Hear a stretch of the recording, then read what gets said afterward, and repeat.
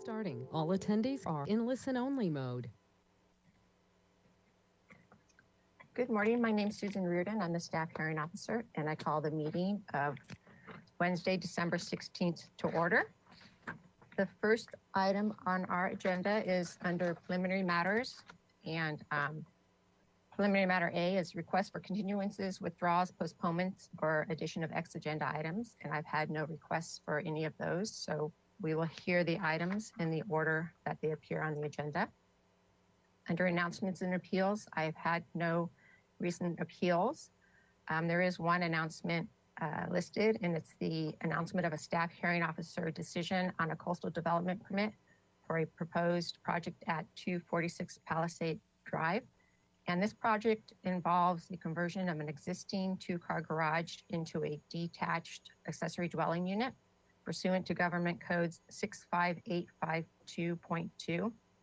And also pursuant to that code, no public hearing can occur on this application for the accessory dwelling unit. However, I can consider any written comments that I receive, and note for the record that I haven't received any public comment on this project. And I did perform a site visit, and I've read the staff report, and I agree with staff's analysis that is in the staff report that the project is consistent with the city's local coastal program as well as the State Coastal Act. I would like to note I've read the conditions of approval, and there's a couple of them that need to be changed. One is just a clarification, and that's item 1B2A, and it's on page 2 of 4 of the conditions of approval. And it's regarding the citation on the third line where it says conditions identified in condition B, recorded conditions agreement. That's actually condition 1A instead. It's on the first page, and that's just a minor typo. The second clarification is on the same page at the bottom under C3, and it requires that if any submaterial is encountered during excavation and or recompaction for soil for and ground disturbance. There's too many words in there, and what it is in regards to is during any ground disturbance, whether it's for trenching for utilities or sewer lines or water lines, or if for some reason some foundation repair needs to be done, that condition would be triggered. And so that needs to be clarified, that it's for all ground disturbance, regardless of how minor it might be. So with those changes to the conditions of approval, I can make the findings as outlined in the staff report dated December 9th, 2020, and approve the requested coastal development permit for the detached accessory dwelling unit, subject to the conditions of approval contained in that staff report, and as I just amended them today. And given this project is in the non-appealable jurisdiction of the coastal zone, my action is the final action of the city, and it's not appealable to the Planning Commission. So we'll go on to the next item on the agenda, and I have no other announcements. The next item on the agenda is public comment for items not pertaining on today's agenda. So if you want to, you know what, we'll put this in the PowerPoint view versus this is a slide view. If you go, yeah, that'll make it better, easier for people to see.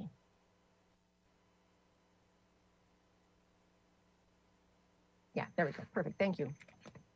So if you wish to make a comment on any item not on today's agenda, you can do this by clicking your raise your hand icon, and that's shown by the red arrow. It's green, and you only need to click it once and it will turn red. And if I see a hand that is raised, I will call on you and you will have 2 minutes to provide your comments. So if you'd like to provide comments, you can raise your hand right now. I don't see anyone, and I haven't received any written comments for items not on today's agenda. So we'll move on to, I'll close general public comment, and we'll move on to the first item, which is a project located at 1236 West Micheltorena Street. And the case planner is Ted. Ted, if you'd like to. Great, thank you. So if anytime you're ready to give your staff presentation, that would be great. Thank you, Ms. Reardon, members of the public. Ms. Reardon, would it be appropriate to read the project description into the record at this point? No, you can just give a brief description of the project, and then the applicant can provide additional comments that they see fit. So you don't need to you don't need to directly read it all. Just kind of explain it and then explain the modification request and explain what staff's recommendation is. Excellent, thank you. Okay, so we'll start with some background information. So this project is intended to abate violations in ZIR 2018-00459 and ENF 2018-00963 to permit an as-built sunroom and other exterior and interior alterations that were done without a permit before the current owner purchased the property. So the interior setback modification is requested to allow the as-built sunroom and cantilevered deck to encroach into the required interior setback along the northern property line.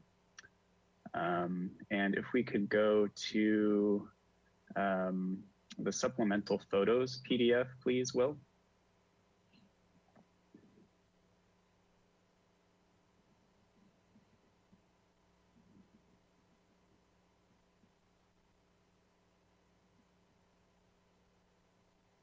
Okay, thank you. All right, so page 6, Ms. Rita, just to give you kind of a photographic background of the project here before we jump into the plans. Page 6 shows the sunroom there on the right side. It's that little bump out with the 2 windows and the door. And then there's a deck above and to the right of that also encroaches into the setback. And as you're looking at it now, the wall of the sunroom and that deck are both just about at the property line, if not slightly over the property line. So they encroach the full 5 feet into the northern interior setback. The stairway you see descending to the street level is going to be removed as part of this project as well. Okay, and then if we could go to page 12 of that PDF. Okay, so here's an aerial view of the subject property in relation to the neighboring properties. Next page.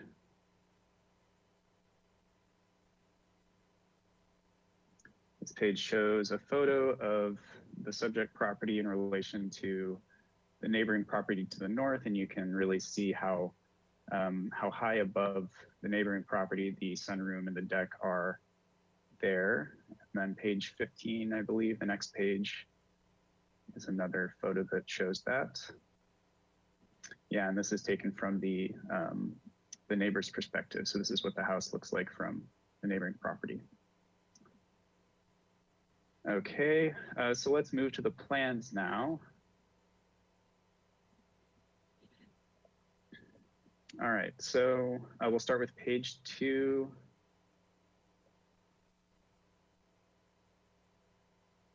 And these are just some additional photos for context. You can see the top 3 photos are of the front elevation. Photo D, the lower, kind of the middle left, is a view from the subject property to the neighbor's house. In the very center, you see a photo key. And then at the bottom, you see what the surrounding street properties look like. And this was more relevant for the design review phase of this project. Next page, please. Okay, and here are some additional photos. We've basically seen the top 2 on the left, and then the ones on the bottom show additional details from the rear of the property of the west elevation and of the rear yard and the deck that currently exists there. So as part of this project, if we go to the photo on the left side, that portion of the deck where the patio table is sitting is going to remain. It's going to be bumped in toward the property by about 1 foot, and then there's going to be a bedroom addition added on to the area behind the existing second floor there. Really, the third level, we call it the second floor because the first level is just a garage.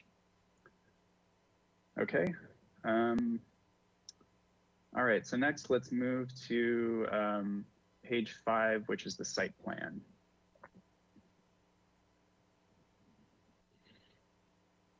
Okay, so Will, can you please zoom in on the right-hand side? On the residence, thank you. Okay, so the site plan shows the deck that's going to be bumped in.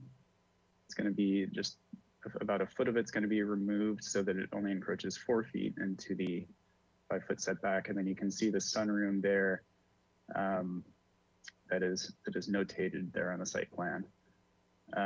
You can see also the area of addition to the rear of the house where the existing deck is going to be removed. And then to the lower right of the property, you can see the stairway will be removed that's currently there. All right, let's go to page 8 now, please. Okay, and if we could zoom out, yes, thank you. So the first floor plan, which is really the second level of the house above the garage, shows the as-built sunroom. It's the area that is labeled as the study. And so you can see it in relation to the setback there. And then the second floor plan, which is really the third level, shows the proposed modified deck with a new railing, and it also shows the floor plan of the bedroom addition. Okay. And as you can see, the sunroom encroaches into the setback all the way to the property line, and the deck is going to encroach 4 feet into the setback. Okay. So I should note there is some question as to whether the sunroom actually crosses over the property line, and staff has notified the applicant that a property line survey will be required prior to the building permit submittal phase so that the building inspectors can verify the sunroom's location in relation to the lot lines should this modification be approved.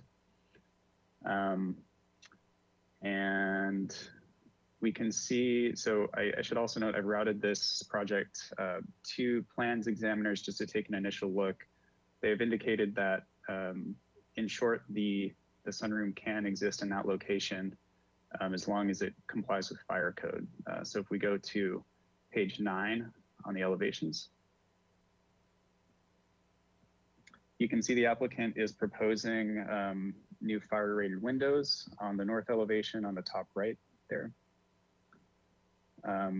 which is what the plans examiners recommended.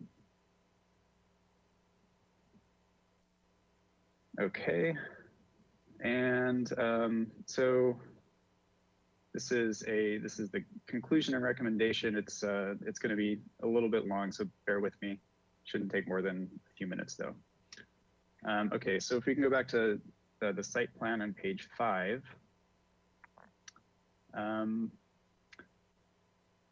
From a zoning ordinance interpretation standpoint, staff is not supportive of the proposed modification because the as-built floor area and deck are not appropriate improvements in that they encroach too far into the required interior setback, and because both improvements are highly visible from the street. The reasoning is that a deck that conforms to the 5-foot setback would be an appropriate improvement. And if the owner does want a larger deck, it could be expanded outside the setback in the rear of the property. In addition, if the owner wants more livable space in the house, there are conforming options for an addition. Given the slight sloping topography and the apparent three-story building mass, the proposed improvements located at the property line are significantly elevated above the adjacent neighbor to the north, which could cause adverse impacts to the neighbor's privacy. Neighbor privacy was discussed at the October 26, 2020 Single Family Design Board full board hearing. The board was generally in support of the modification proposal in that they found the improvements to be architecturally and aesthetically appropriate, but also they expressed concerns regarding compliance with building code requirements and whether the as-built sunroom actually crosses the northern property line. To address that, I should note that staff deemed the project complete after routing the plans to the appropriate divisions, including plans examiners. And as I stated previously, the sunroom was found to be able to be constructed in its current location, provided that it meets fire code. Overall, staff does recommend a denial of the modification based on the following finding. The modification is not necessary to secure appropriate improvements on the lot or prevent an unreasonable hardship due to the physical characteristics of the lot. And that concludes my presentation. Thank you. Great, thanks, Ted. So in regards to the survey comment, requiring it prior to building permit, Ted, you can leave your camera on. Thanks. You're proposing that if there was approval, that would be a condition of approval, that a survey be submitted prior to building permit? Question mark, I'm asking. Yeah, Ms. Rudin, staff did not identify that as a condition of approval in the staff report because we indicated that it would be a requirement prior to building permit submittal. It was not considered as a completeness item for this project, however. Okay, great, thank you. That's all my questions for right now. If the applicant would like to click on their webcam and state your name for the record and provide additional comments that you may have. Here we go. Good morning. Good morning. My name is Gibran Esper, and my wife, Constance Esper, she will guide us through the project to start, and I'll follow up with some comments. So good morning. Thank you so much for allowing us to have a moment here to share our project. Thank you, Ted, for your comments as well and taking us through. I think you pointed on a lot of the major call outs. I'd like to start here today just sort of sharing our overall goal. And that is we really want to work within the requirements. And when it does create hardships for us, work with our neighbors, work with the neighborhood, work with the city, the community in an effort to improve the property. That's all of our ultimate goals, right? It will ultimately positively benefit us all. And regardless of the outcome here today, that's what we're striving for, and we will continue to strive for that. A little history about the property. Ted did give us some of this, but from our perspective, when we were in the process of purchasing this home 2 years ago, we were moving from out of state. We didn't know much about the area. And as we were going through the process, we learned of these building and zoning violations. It created a bit of concern for us, as you can imagine. You're making a major purchase and we don't know what we're up against. So we actually went to the planning and zoning counter, had some conversation, and felt on that day that we could very easily find a reasonable solution, given the uniqueness and the extreme circumstance of this unusual lot. So we felt very comfortable and we went ahead and purchased the home. So that's why we're here today. As Ted said, you know, the lot is mostly 70% slope. It's irregular shaped. Most of it is extends to a high crest and all the way down to a valley. So from our perspective, most of it is very unbuildable. In fact, the extension of a deck in the back is really difficult because this is really the only relatively flat area that we have, and there's a curve there that is a major retaining wall that is holding the earth from coming down. So really we're kind of confined in this small little area. The house was built in 1967, as Ted stated. It's a 1-bedroom, basically on top of a garage. And then when in 1980, they built an addition on for a 2nd bedroom and bath. And what they did is they built it over this retaining wall that was in the back, and it created this kind of breezeway. The breezeway that went around the backside of the house, roughly 5 to 8 feet, depending on where you're at. And then after that is when it gets a little vague. We have tried to dig through as many records as we possibly could to figure out what has transpired over the course of time. But what we can gather, it does appear that the sunroom was added at the end of the breezeway at some point in the 1980s. It is built up to the property line. Again, we would need to have a recent survey so that way we can make sure that it is not over. But basically, we don't have any records that show. We just are, from everything we can gather, that room has been there for probably 30 years. And we believe granting the modification request would actually be a positive benefit, not only to us, but to our neighbors in the neighborhood and the community, because without that room, there's going to be a large retaining wall that was built at the time of the original house that would be exposed. Also from the aesthetic perspective, the room breaks up the large expanse on that side of the home. So it gives balance when you look at the house from the front of the property, as well as when you look at it from that side. The road takes a bit of a curve right at our house. So you do see this side of the property. The room sits on the slope to the neighbor's driveway, and with their setback, this hill wouldn't be buildable for them with its slope and then their driveway right there. The room, as Ted pointed out, would be fire rated and also have the fire rated glass block. So really, it's only allowing light in and not allowing any visibility from us to them. Conversely, if the room's not there, we would probably put in a large window or glass sliding doors, and that would actually create less privacy both for us and for our neighbor. And then as well, the main entrance, the stairs there that was constructed in 1967,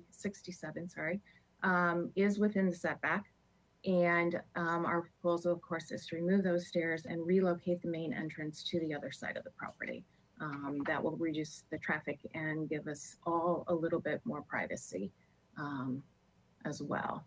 So the other things about this is the final home is still going to be quite modest. It will be around 1,600 square feet of living space. And this additional 54 square feet needing the modification will provide that interior space for the study. So it creates a more functional area. And then I know Ted gave some brief comments about the single family design board, but just to kind of point out some of the things that they said is Chair Miller said, the house is tired and you're waking it up. I support the sunroom, great job, great asset to the neighborhood. Vice Chair James said, good job to improve the property. I'm in support of this project. Member Motisha, you are just making a few changes, really like what you've done. It's a tight house on a tight lot. You've improved it greatly. Whoever drew the lot line up got up on the wrong side of the bed. Member Richards said, I have all positive comments, think it's great, supportive of legalizing the sunroom as it is weighed in and so far away from the neighbors. I'm in total support. Member Sweeney did express concern. He was in support of the project generally. He likes the design, but as Ted stated, he wanted to make sure he wasn't the setback wasn't going to create any building or safety code issues for us later on down the road. So those are our comments. And if you have any questions, we'd be happy to answer them. Thank you. Okay, great. I don't think I have any or questions right now of you. Okay. Thank you. So I will move to the public comment portion of the hearing and open the public comment. Yeah, great. Thanks, Will. There we go. So if you wish to provide public comment, you may do so by clicking on the raise your hand icon there. It's indicated by the red arrow and it has a green line in it. You only need to click it once and that will indicate a raised hand icon. And when I hear, or when I just heard my buzzer go off, when I see you raise your hand, I'll call your name and you'll have 2 minutes to speak and there'll be a timer on the screen that will let you know your time limit. And I do see Paul Hartloff has his hand raised, so I will unmute you. You're self-muted, so you may unmute yourself and you have 2 minutes to do your comments. Am I muted? Can you hear me? I can hear you, thank you. Okay, just want to make sure. Yeah. Good morning. Thank you for giving us the opportunity to speak about our neighbor's project. My name is Paul Hartloff, and my wife, Mary Hobson, and I are the Espers' northern neighbors, having bought our property a little over a year ago. As Mary and I are most directly impacted by the project, being the northern neighbors, they have kept us well informed about the proposed changes. We believe the changes are very good and enhance the present design, making the property more beautiful. The windows to the sunroom are thoughtful in terms of privacy as they're high and nothing compared to the existing windows. We appreciate the present sunroom has an issue with setback encroachment, which does not change with their design changes, nor should it, as we bought it knowing what it looks like.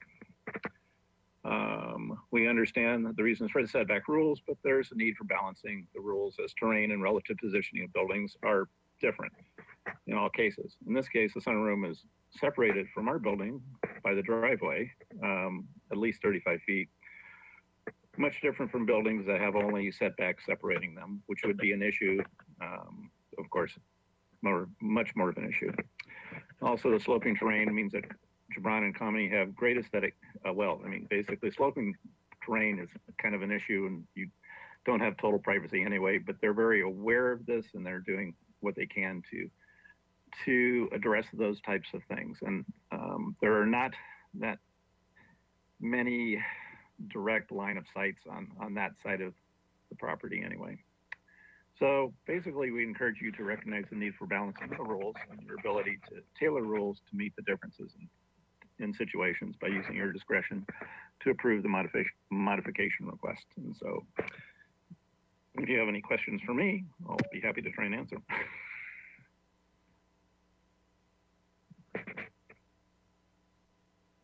Great, thank you. No, I don't have any questions for you right now. Okay. Thank you. Mhm.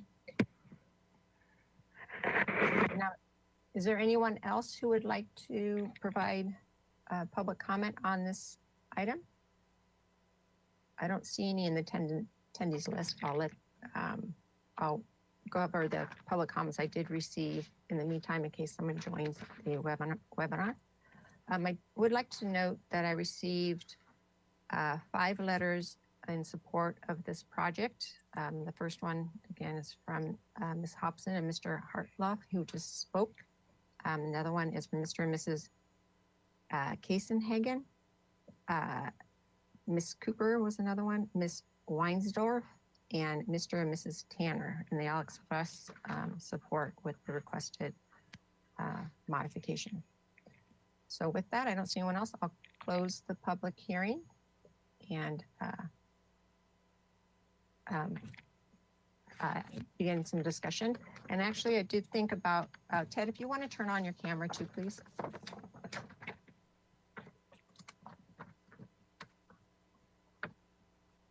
Great, thank you. If you go to sheet A1, which I have no idea what it is in his lineup. It's the demo plan.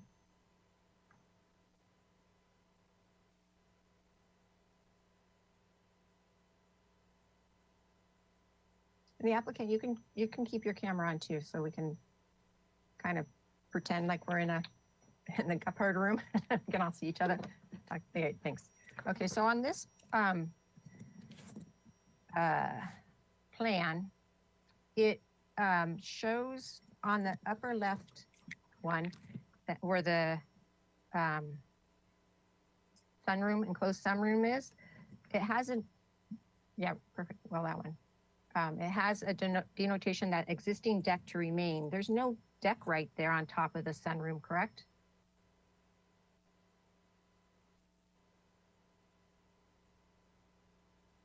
Oh, you're muted still. Oh, we have two mouses here. It's an existing deck. It's the deck of the sunroom. So it's not on top, it's the below. Okay, so yeah, that's a misnomer then. It's Yeah, pretty you're much right. Okay. It would be the foundation. Okay. And then the below there it says existing deck to remain. That's actually not a deck right now. It's the entrance landing, correct? Yeah. Yeah, it's the entrance landing, but as a deck. So the modification includes that deck as well as the deck that's behind the sunroom. So it'd be on the second floor plan. Correct, but- because it's so next to both- the sunroom, and when we take the stair that's there out, when I did the design, I mean, aesthetically, it looks much better than just having a room.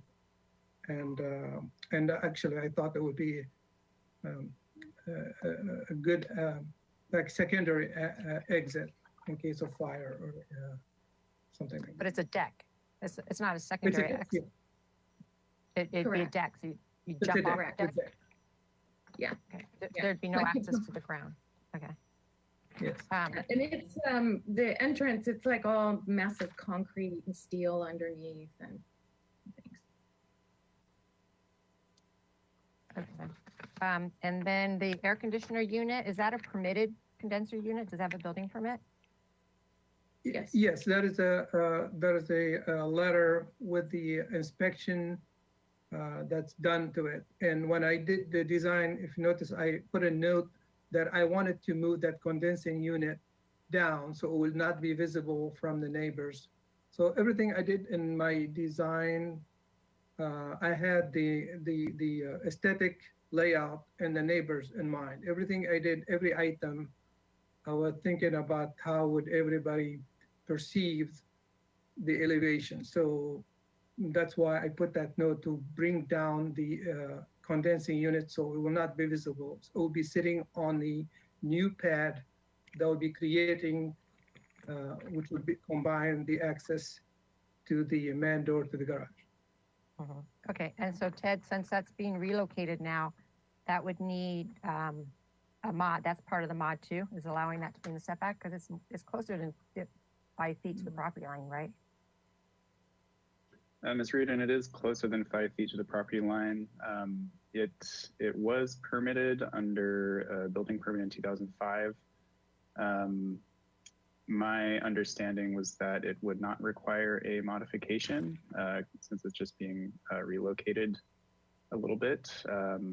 Mr. Kato, if you're available, if you could weigh in on that as well, that would be appreciated. Danny, would you like to answer that? It is a permitted improvement, but they're relocating it. Okay, so is it being moved 18 inches to the south or is it being dug into the ground 18 inches? It will be moving 18 inches, will move 18 inches towards the east, that will be dropped down about 2-3 feet. So towards the property line. Towards the street. Yeah, technically that does require a modification, but I mean, that could be included in this modification. Right? Can we leave it where it's at? You can leave it where it's at, but if you want to move it, I would say that you're asking for an interior setback mod, and the number of improvements that you're asking for doesn't change. It's still a single interior setback modification. And so I would say if you want to move it, Mr. Uden, if you're inclined to approve it, then you could approve that moving 18 inches. Just keep the record clean. Yeah, I would agree with Danny that it was noticed as an interior setback modification, so it would not trigger a misnotice. It's something that could be clarified and added at the hearing. So I just wanted to ask that question. So thanks. Thank you, Annie.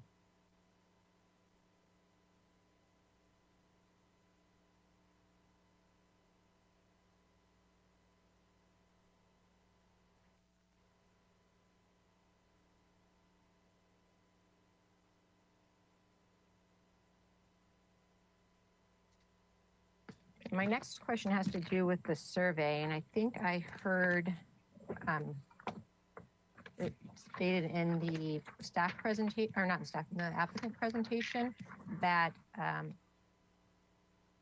updated survey would be provided. Is there an existing survey on? Yes. And where does it show the property line in relation to improvements, to the as-built improvements?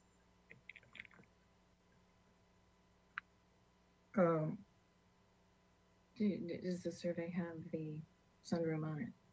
The survey does not have the sunroom on it, but that's why I wanna, after the meeting, I will be contacting, I already called the surveyor and put him on hold to come and do the survey, including the sunroom. Okay, so the existing survey, how far does it show the existing house from that interior property line? 6 feet. Okay, so it shows it 6 And I have feet. it right here with me. If you would like, I could show it to you on the screen. That's fine. If so, based on that old survey, the addition, it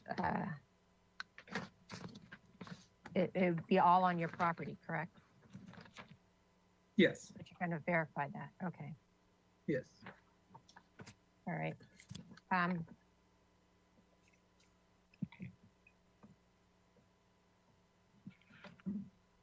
All right, so then Ted, I actually watched the SF Single Family Design Board meeting and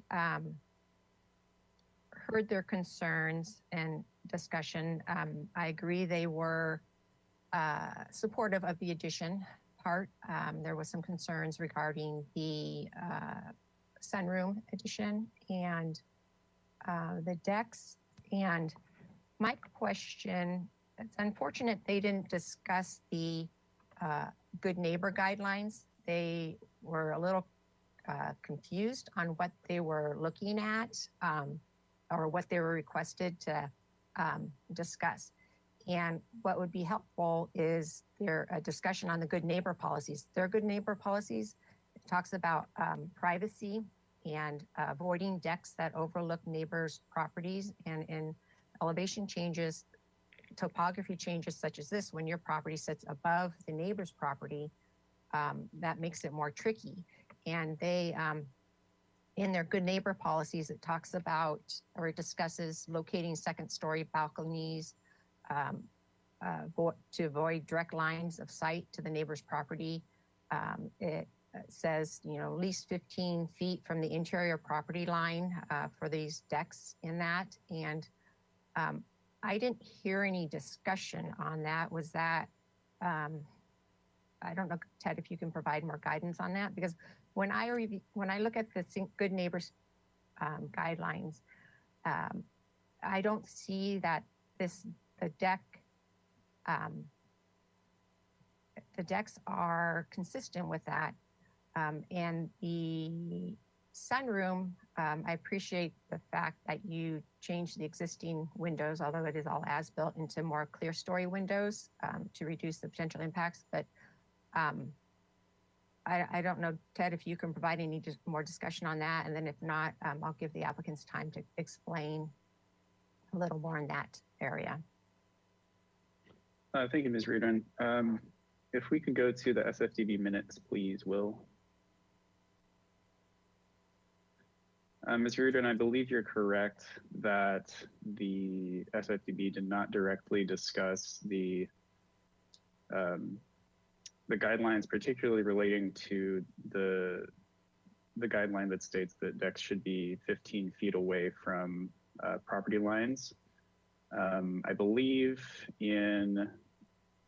according to my notes and my review of the video as well, they did discuss the topography and the vegetation that helps to provide a little bit more privacy in this case. You can see the minutes are below or they're on the screen, and they did discuss a portion of the Good Neighbor Guidelines in that they asked the applicant whether they had discussed this project with the neighbors, and the applicant has done a lot of work to show the neighbors the plans and get neighbor support. So in that Yes, I sense, really the appreciate that. guidelines were discussed, but they didn't directly discuss the 15-foot rule for the deck. Okay, yeah, because what's more helpful for me in the review of projects like this is their role isn't to be supportive of a modification. Their role is to look at the project and the portion that's requesting the portion of the project requesting the modification and provide discussion on how it is or isn't consistent with their guidelines.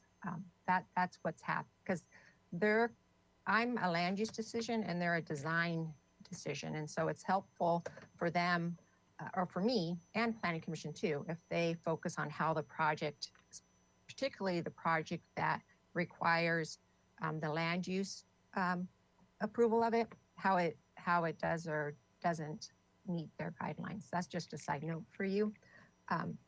But so the applicant, do you want to provide some information or discussion on, things, how,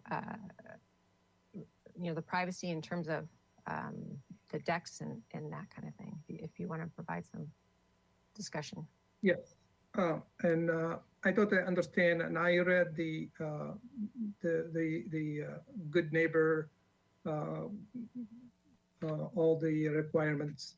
But when we have an oak tree that divides us from the neighbor, that even if you are standing on the deck,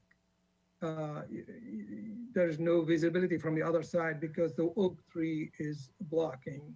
Mm-hmm. And I thought the reason I kept it, I mean, it's because of the aesthetic look when we have the railing on the top, on the bottom. It kind of balanced the design. And I moved back the deck a foot in order to make it a little bit, just to be kind to the neighbors and to the good neighbor ideas. And I'm willing to take it back another foot or two if that will help. The only thing, I just wanted to have some railing there to give it a little bit of an aesthetic look. But again, I knew that it's hard to see from the deck looking up or looking down because of the oak tree that's in between. And of course, we'll do some landscaping to address that too.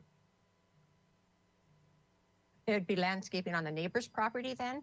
Because if the sunroom's up to the property line, Will, can you go to the project plans, like the site plan, and then also you can go to this elevation. I know they're on two different sheets. And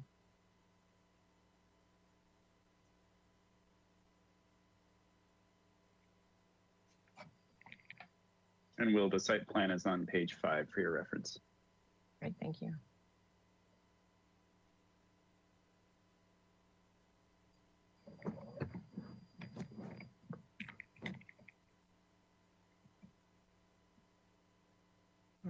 I mean, the deck is right now 6 feet, and I showed it moving back 1 foot.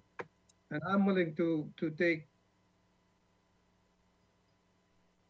2 more feet if that will help anything, but it's the Okay. visibility is gonna be the same. Okay, Will, can you go to the elevation Do you know what sheet that is, Ted? And Will, that's page 9 for your reference.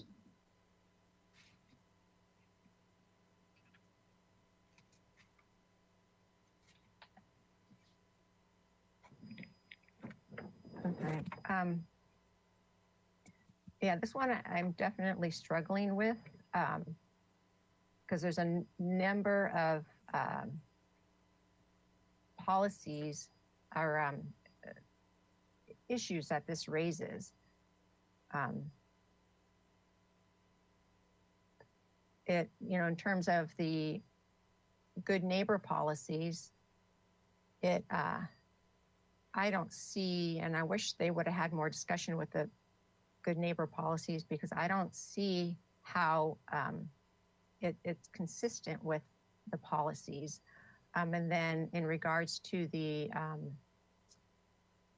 purposes and intent of the zoning ordinance, with setbacks is to provide like light and air, open space, separation between buildings. And I recognize that the existing development on the adjacent sites far away, but all the separation of that is on the neighbor's property.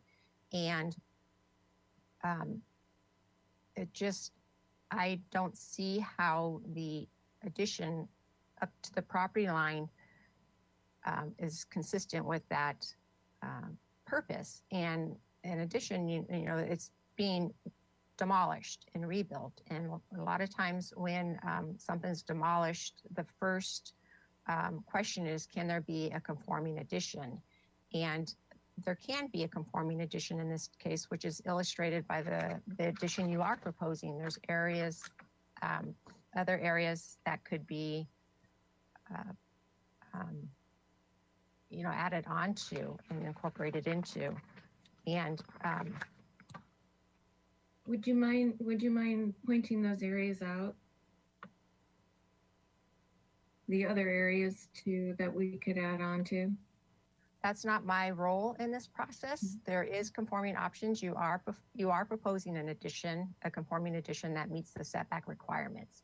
And so you can expand that, or you can, there is other options for a conforming addition. And, as built construction, it's not, just because it's there, that doesn't mean that it is appropriate. And so I don't see how it meets the purposes and intent of the zoning ordinance in terms of providing separation between properties.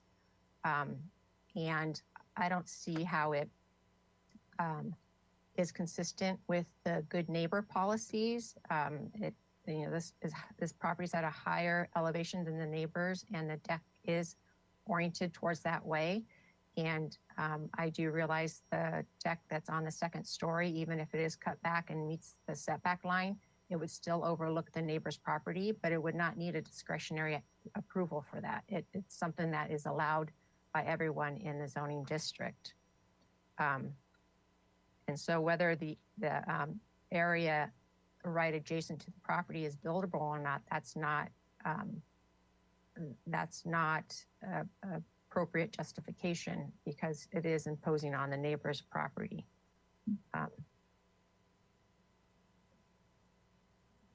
And there is also other options that could occur, not only like a conforming addition, but there could be a lot line adjustment, but that I know that involves another process and is time consuming.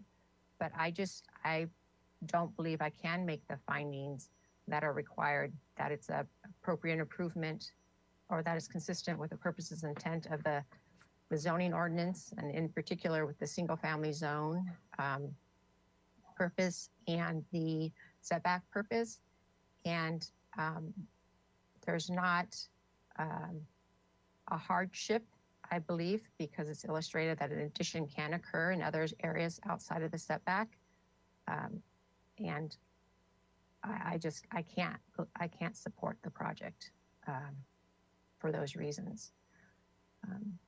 So if you want, you can provide additional comments, but I don't know what additional comments you can provide that would make me change my determination in terms of whether it's consistent with the zoning ordinance or not, but I will give you a chance if you would like. The only thing that I would like to say with regards to the general process is, I'm going to go back to what I said at the very beginning. When we were in the process of purchasing this house and we learned of these violations, it then became a moment in time for us, right, to make the decision on, do we proceed or do we walk away? And, you know, we're making financial decisions that impact our family. So you want to investigate as much as you can prior to doing those kinds of things, as we all would. And I think what I would like to state for the record is that from a city perspective, we want to work together. We don't want to be on opposing sides. We definitely, because we all win together when we work together. So I think just as in the whole process of this, if we would have known this earlier in the process, we wouldn't be 2 years down the road and $11,000 out of our pocket at this moment. So I think, you know, there's nothing more that I'm going to be able to say to change the situation here. But I do think it's important from a community member to be able to say, you know, there's opportunity, I think, for us as a community to come together cross-functionally to be able to help these processes earlier rather than later. And I would like to apologize for that, and I'll make sure I tell staff, and they are directed to alert the applicants that this is a discretionary process and that they make recommendations, and that whenever you're asking for a discretionary approval, whatever it is, there is the chance that a decision maker will make a decision that's not favorable towards you. And I don't know, I know in the staff report, staff recommended denial. I don't know, I think you came through on a time when there's a pre-application process, and we recommend people do meet with the case planner before they submit an application to discuss the supportability of the project, or if there's other options in that. And I don't know the background that your project went through. I would hope that they would tell you that early on, because that's the direction that we have been giving them, but I'll make sure that yes, Ted? Ms. Reardon, I just wanted to note for your reference and for clarification that the project did receive a modification pre-consultation in 2019, and staff found the proposed modification to be tentatively not supportable for the same reasons that were indicated in the staff report. Okay, so it was early indication to you, so that's good. But I will ask the zoning supervisor to ask counter staff, because it sounds like you guys came in and talked to counter staff, you know, to be clear on that direction. So I apologize if that was not clear to you at the time you were looking at purchasing the home. But yeah, it's all right. And just go ahead. I was going to say, even in the pre-consultation that we did have at that moment in time, I mean, you know, we know we're going to have to pay $5,000 for this meeting here today. So you start to weigh, do we pay that money and possibly have no as an answer? So our question was, you know, can you give us some likelihood? Like, is it possible, or is it, we're just kind of, you know, rolling the dice and the likelihood is probably pretty small? And what we were told is that there was the independent counsel of the Single Family Design Board, that from an aesthetic standpoint, if they were supportive of the project, then there was a very good chance that we'd be able to get it through. So that's why we continued forward. And we even changed some of the design from that point in time to pull things back to make it tighter. So. And if I may too, I mean, if that deck is an issue, I will take it all the way back to the allowable distance from the property line. I mean, it would be 1 foot away from my property, from the profile of the house. So it'd be 5 foot back. I'm willing to take that. And the other thing I wanted to say as a good neighbors, by me taking in the design the stair from facing the neighbors, and those stairs are into the setback. I took them out and put them on the other side to reduce the traffic on that side, thinking that will help the neighbors and kind of help us with the agreement on the design is kind of nice and workable. I mean, I understand there's no way things could be 100%, but like Connie said, when we have had the first meeting, we thought that we may have a chance, and I wish we would have been told that definitely no, that we wouldn't spend that money to come to that point. Mhm. Okay. Yeah, I can't make the findings that are required of me to approve the project. So I will be denying your application. And I appreciate all you've done, that you've talked with your neighbors, and that it's just, I have findings I need to make, and I don't, can't make them.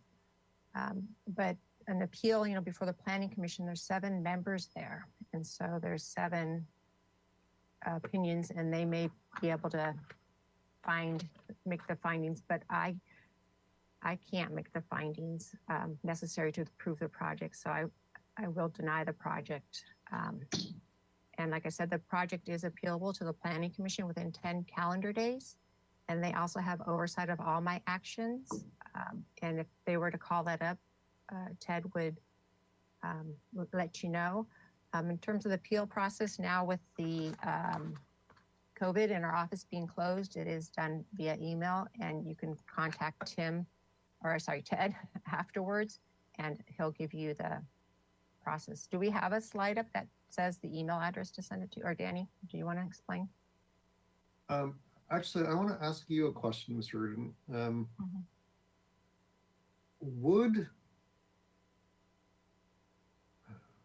I know that part of your deliberation is, or one of your on your wish list was that the SFDB had made made more comments about the good neighbor policies and adherence with those policies. Had they done so, would you feel any differently? I mean, is it worth trying to go back to SFDB to see if they can give you some more information about that? If not, then it's not worthwhile. But if that might change your mind, and the applicants are willing to, there's a time extension that will be needed for Permit Streamlining Act requirements. But if that's something that would maybe change your mind, to hear that that the SFDB thinks that the good neighbor guidelines have been met, then that's a potential option. I just wanted to know what you thought about that. I don't know if that would have changed my mind, but that would help, because I take a whole lot of different things into consideration. And yes, the good neighbor guidelines is a big part of it, especially when you're asking for such a large encroachment in the setback. The other thing, but it wasn't offered up today, the as-built addition is being demolished and rebuilt. So is there a chance it could be pushed back to provide a couple feet from the property line? So it's not right at the property line. So the applicant did offer up removing the deck moving the deck back 5 feet. So it'd be 5 feet from the property line. But, since that area is being demolished, could there be some type of setback proposed? That wasn't brought up during the hearing, though. I don't know if the applicant would be open to that. It continues, yeah, it continues to create additional challenges because we have a retaining wall that sits right up against it. So then you're moving that room back and having to deal now again with the retaining wall and what's the facade of that? So it starts to this little project where we're adding less than 500 square feet as it balloons into this massive project. Is there a plan on here you can show or a photo that you can show that shows, because the retaining wall is not visible, right? So. Correct. It's on the westerly side, sorry, on the westerly side of that room addition. And if you look on the plans, on the site plan, on sheet,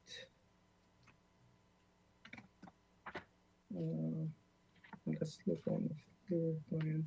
If you look on sheet 8, detail 2, second floor, you see the dash line, that dash line between the room addition and the existing of the house, all the way from the west, south to the east, that's a retaining wall going all the way there. So if we take the sunroom, that wall will be exposed like 8 feet up by going closer to the property line. That's existing. So that's a challenge. I mean, I thought about it too, but again, to go and do the demo and what do we do with the soil there, and is things going to start moving down, and it's going to cause a lot of issues by taking it down.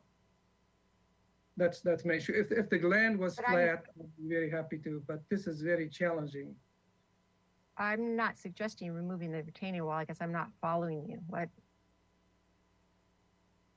What I'm saying, if we move the sunroom wall back, the retaining wall will be exposed because the sunroom butts into the edge of the retaining wall. Okay, but how does that have to do? You talked about soil coming down. What I'm saying is that 70-degree slope there.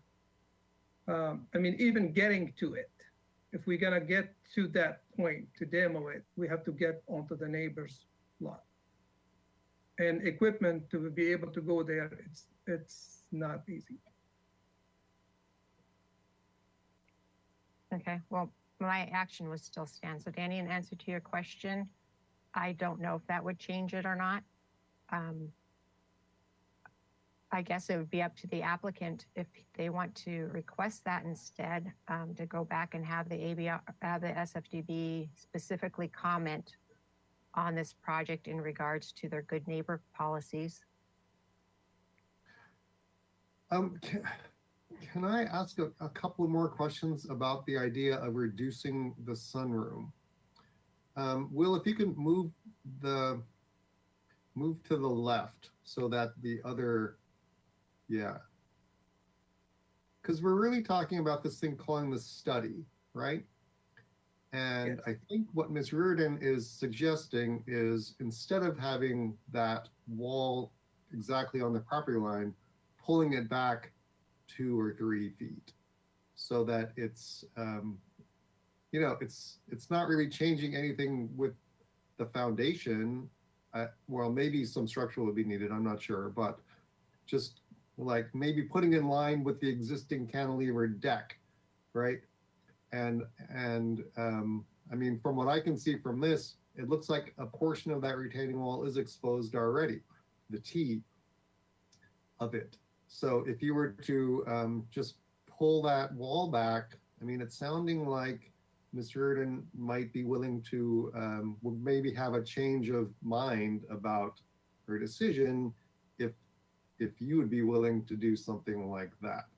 And I also didn't quite follow why that would be difficult. That's exactly what I was asking Danny, is that wall could be pulled back, and yeah, his decision or his description confused me.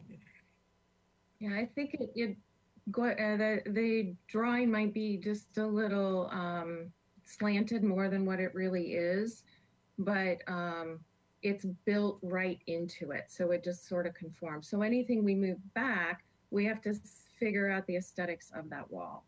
And how does that build into the design of the house? And So and it Will, can can we look at, physically- can we look at the photo that kind of looked over the, I'm gonna call it the eastern neighbor's side? Yeah, that one, and zoom in.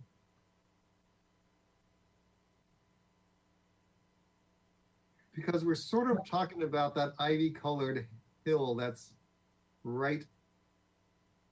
I mean, we're talking Correct. about that, right? And I think I can see the very bottom of the retaining wall at the lower front corner of the sunroom. Right? Is this? The back, is that what the we're back. talking about? It would be on the back side right there, Oh, right it's- under the deck that's above it, sort of. It's like, I mean, I drew it exactly how it was, and I think somebody filled that wall up to make it straight wall, but I drew it exactly how it was when the house was built.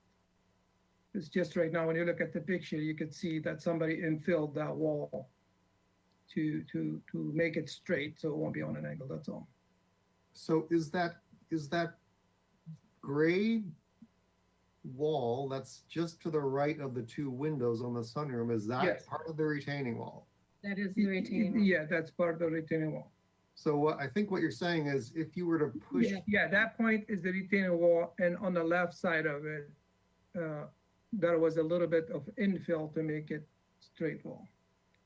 right, so it's there's the retaining wall that kind of goes into the picture, and then part of it also is the gray piece that's right next to the windows, right? Correct. Yes, Am I correct there? And I Yes. think what you were saying was if you were to push the wall of the sunroom back into the picture a couple of feet, then it would expose that concrete T, right? Correct. And that might be aesthetically weird. Is that what you're saying? It presents a challenge, an additional challenge again. Yes. I mean, okay. I mean, I was just trying to see if there was some alternative to denial and an appeal. But We if appreciate that. but if you're pretty set on it needing to be exactly this, and we can see now a little bit better in a photo what the oak tree does to that to the view from the deck. Correct. Will, Ted, is there a photo that kind of shows more oblique, that kind of looks at that Yes. from the street, but a little bit over the top of the other house? Yes, it's in the same packet here. It is page either 6 or 7. It's page 6. yeah, page 6.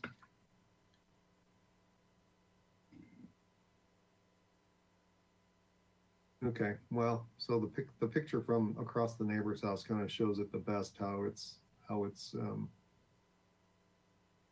blocked, but it's blocked kind of from the straight on view, but not from the oblique, because you can clearly see that.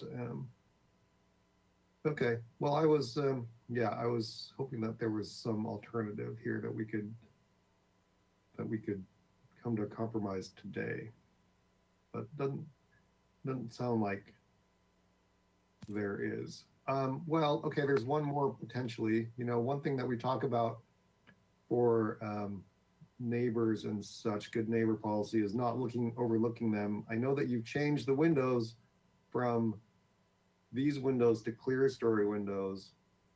What if you made it a skylight instead of windows, so there was no view into the I do agree. The only thing is when I do that, then you see a box with a flat wall.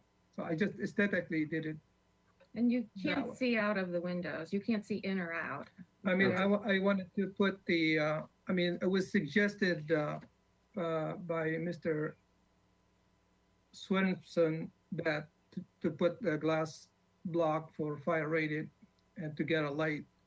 And I even thought about even getting a nicer windows that matches the windows that we're gonna put in the house, that they are fire rated too, and they will be fixed, not open.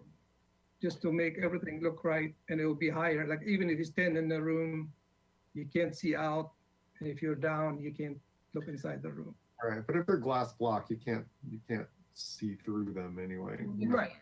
Everything's just kind of. Now, I think I agree with the applicant that the windows, if this is going to remain in this location, that would be necessary. It doesn't make sense to have the wall.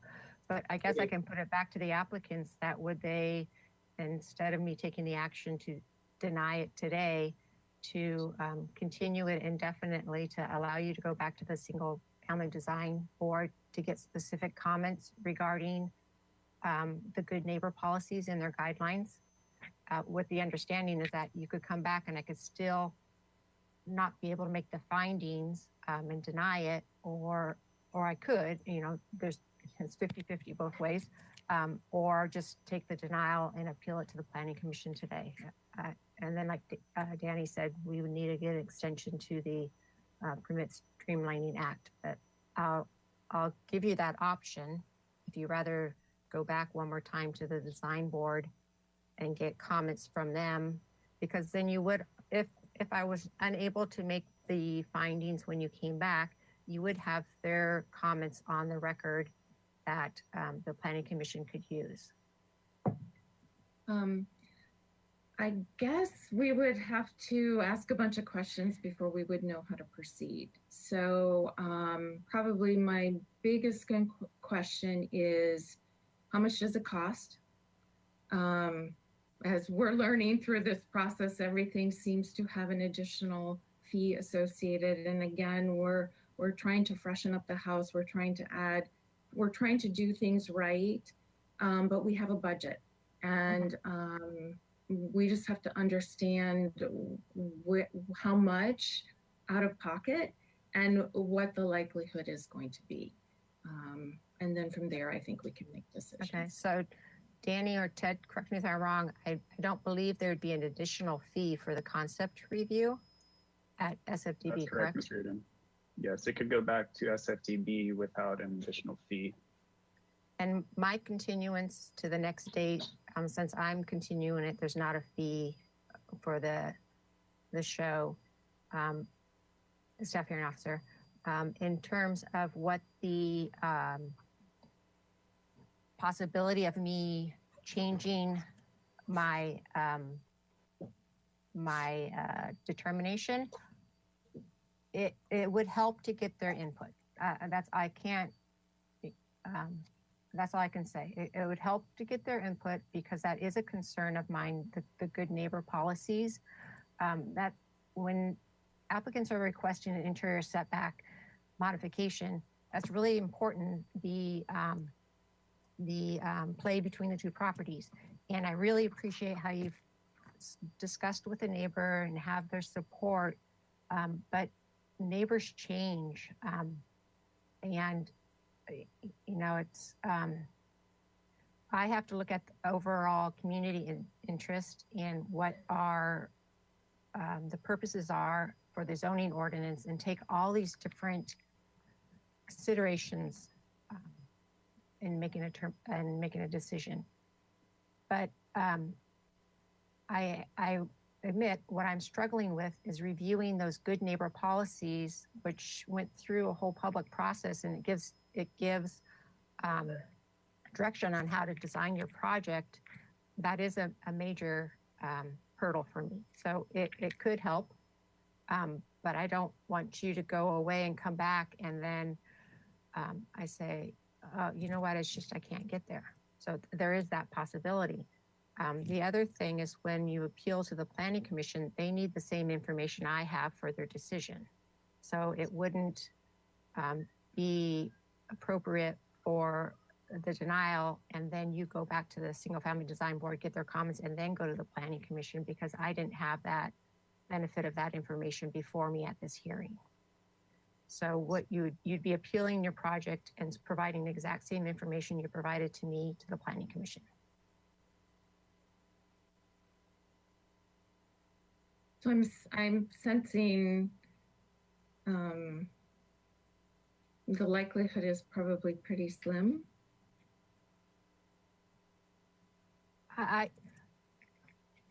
I don't know. I don't want to say it's pretty slim. I think it would be helpful to have their information. It would be helpful to have that information. It would be helpful if you did not want to change the, move the building back. It would be helpful to have that survey information too, because if you go to the building permit phase and you find out it's on the neighbor's property, what are you going to do? You're going to either have to tear it down, move it back anyways, or you're going to have to go through the lot liner process to get that property, get your building to be on your own property, because the building code won't allow you to build over the property. So you're going to need that information before building permit just to confirm where the property line is. So those two pieces of information would be really helpful. And if I could chime in as well, you know, if you were to appeal, you really would want the SFDB's input on the good neighbor policies. I had forgotten that you can't, we just made a change in our appeal procedures, and that if you can't like bring new information to the appeal board that the original decider. Well, I don't know if it was a change. I don't know if it was a change. It was just a clarification in the attorney's office telling us that you can't bring additional information. Right. So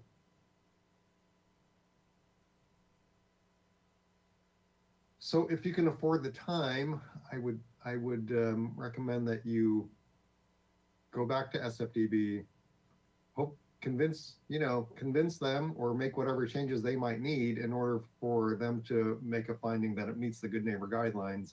Come back, you have, you still have a chance that Ms. Reardon would approve it. And if not, you're in a better position when you go to appeal to the Planning Commission. That fee is $745.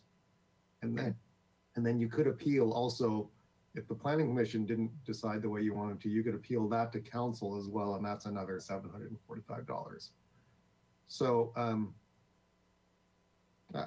it's totally up to you how you want to proceed. Yeah.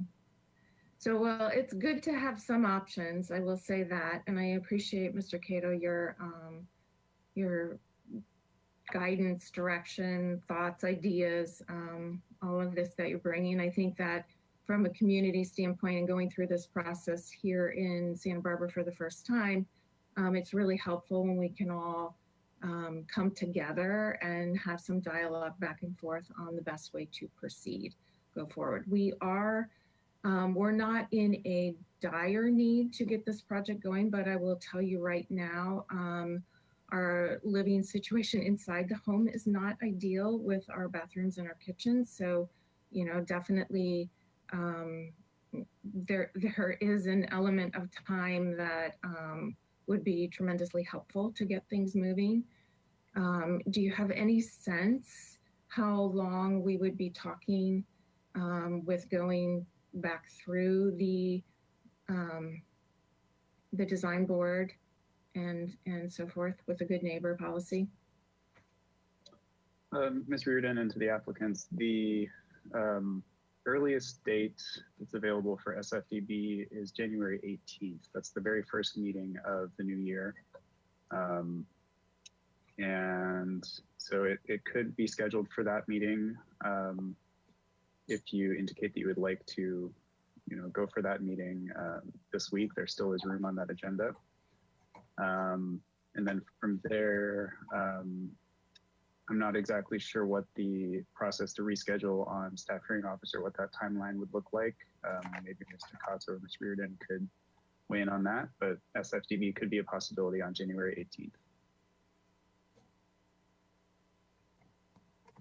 Danny, you can look at the meeting dates for next year for the show, and probably I would suggest at least 4 weeks. So maybe the second meeting in February, because Ted will want to provide some additional analysis, probably staff report.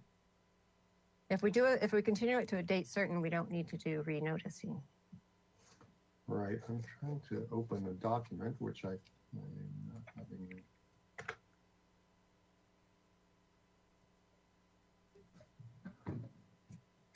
Yeah, and I would, if we were gonna do this, I would suggest a date certain so that there's no more noticing required, but this is.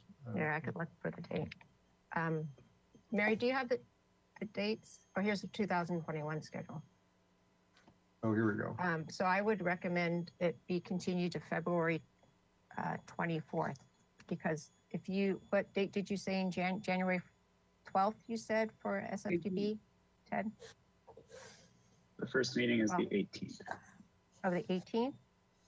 So would there be enough, so if we did February 10th, would that be enough time, Danny, with the staff report preparation and stuff? That probably would be.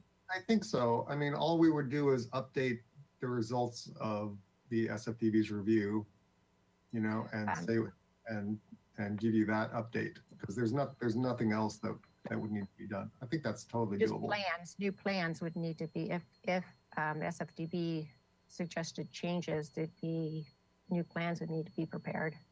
Right. I happen to know the architect personally. Okay, so you could, it'd be a really tight turnaround. You can make that. Okay, so what I will do. I did the drawing. Okay, so are you asking for me to then continue it? Is that what?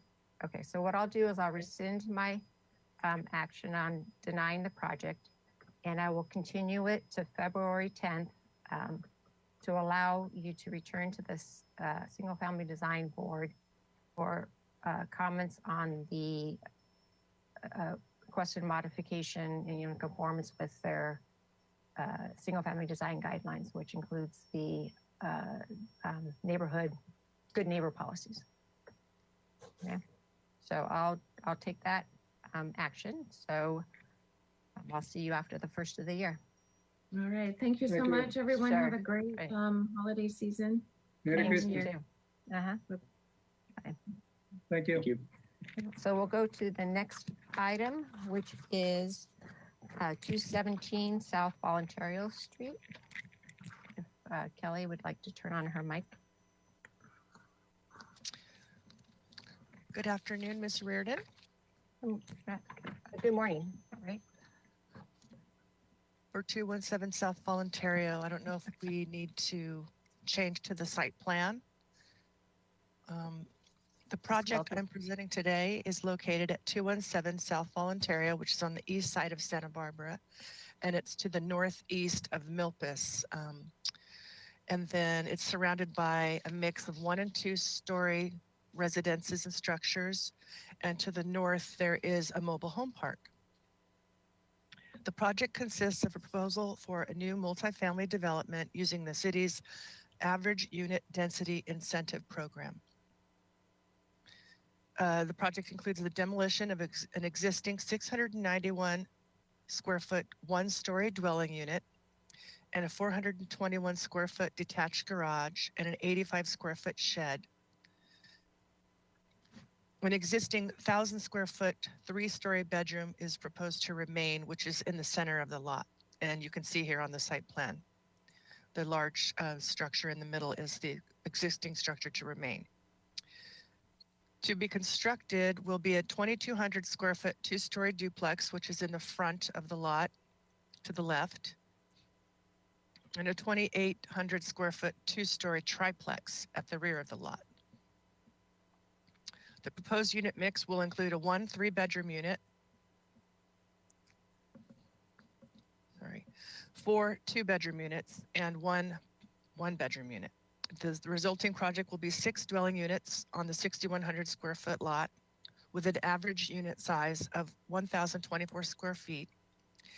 And the proposed density on this 12,500 square foot lot will be 21 dwelling units per acre, which is consistent with the general plan land use designation of medium high density residential, 15 to 27 dwelling units per acre.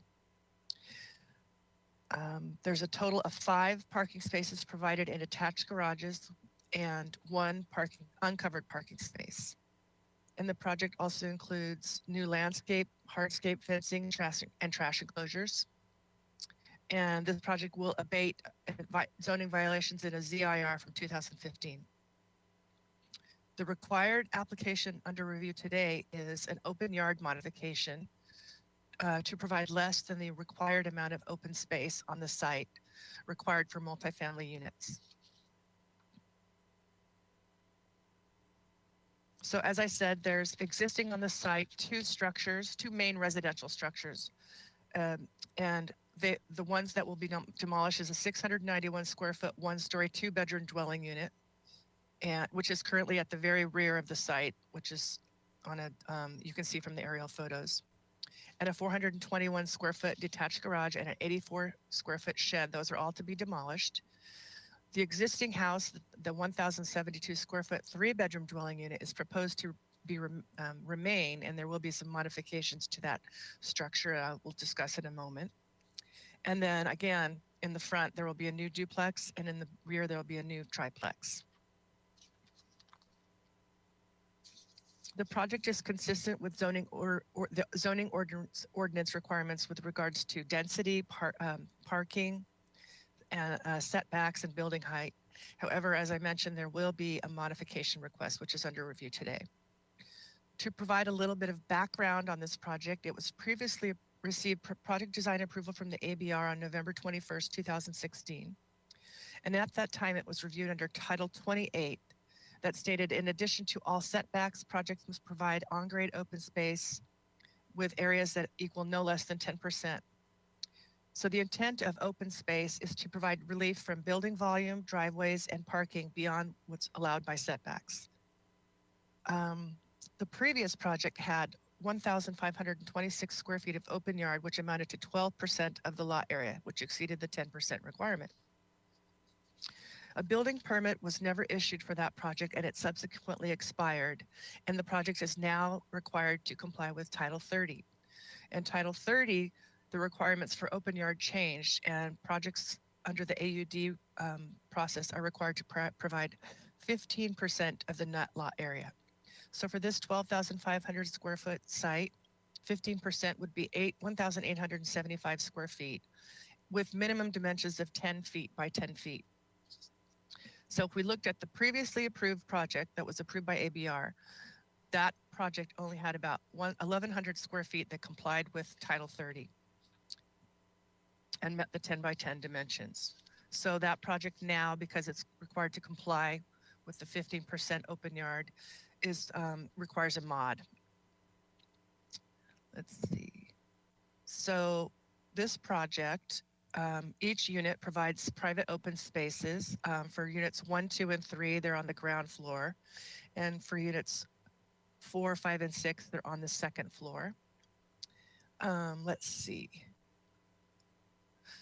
So the applicant is requesting a modification to provide only 1,032 square feet of open yard, which is about 843 square feet less than the required amount of open yard. And you can see in the upper right-hand corner the location of the proposed open yard. The subject lot is 50 feet in width, and the project is proposing to retain the existing 1-story in the middle of the unit, which is situated in the center of the site, and it makes it difficult to comply with all the requirements for the multi-unit projects. These factors contribute to the constraints on the project site.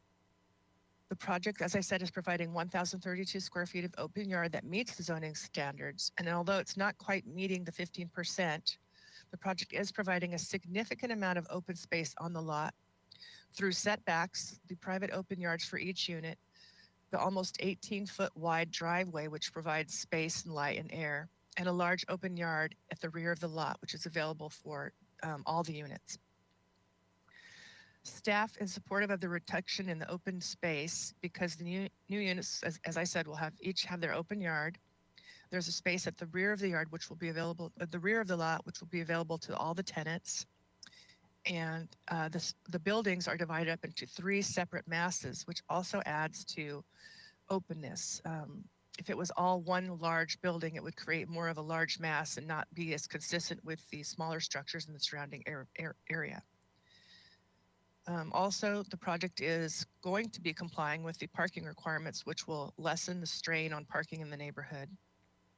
And let's see. So design review looked at the project and found it aesthetically pleasing. They were supportive of the neighborhood implications for the modification. They did ask for more landscaping in the front yard and along the front of the buildings, and they asked the applicant to restart any of the trash bins. And they also found that the project met the compatibility analysis criteria and the design guidelines. I wanted to mention that during the review, after the notice went out, the staff did notice that since we recently changed the AUD requirements, 3-bedroom units now require 2 parking spaces. So the original AUD ordinance only required 1 space per unit, 1 parking space per unit, regardless of the number of bedrooms. And we recently, the city council recently changed that so that 3-bedroom units now require 2 parking spaces. So the only 3-bedroom unit for this project is in the center of the lot, and that's the existing structure that's proposed to remain. And the applicant has proposed, and I'm sorry, Mr. Russell, I am not sure where the floor plan is. I think it's near the rear of the set of the plans there that you're looking at.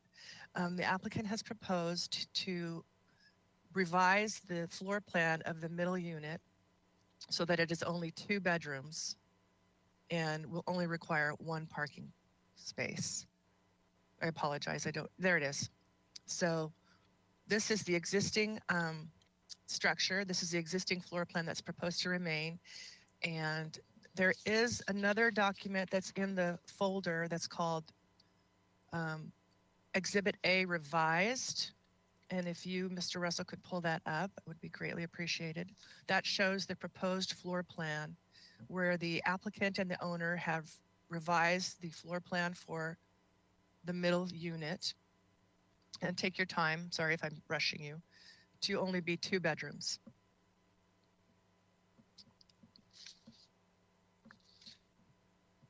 There you go. So you can see here that floor plan is being revised to enlarge the living room. And it will result in a 2-bedroom unit that only requires 1 parking space. So there's 6 units, and therefore 6 parking spaces are required for this project. So again, the only project that is under review by the staff hearing officers today is the modification for the required open yard. And I wanted to add that I had inadvertently left out information about the tenant displacement assistance ordinance. So when this project originally went through ABR in 2016, the tenants in the unit that is proposed to be demolished were notified, and I do have copies of that affidavit in the file. The tenants in the unit that's proposing to remain were not required to receive a notice because they are staying, that building is staying, and those tenants will remain. And the tenants in the building that were notified that is in the building that's proposed to be demolished are still the same tenants that are living there today. So that the TDAO ordinance has been complied with to the best of our abilities. So with that, staff recommends that the staff hearing officer approve the modification, making the findings in the staff report and subject to the conditions of approval in Exhibit A. And please let me know if you have any further questions.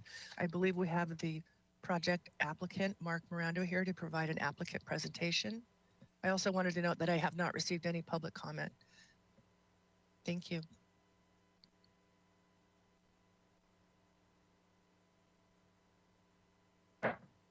Great, thanks, Kelly. I don't think I have any questions right now. If the applicant would like to turn on your webcam and introduce yourself and provide additional comments. I would, since this is a request for an open yard modification, I would like you to explain, you can explain the whole project's fine, but also just explain the open yard, how you envision it to work and that kind of thing. That would be great. Good morning, Mr. Reardon, staff, Mark, agent for the owner.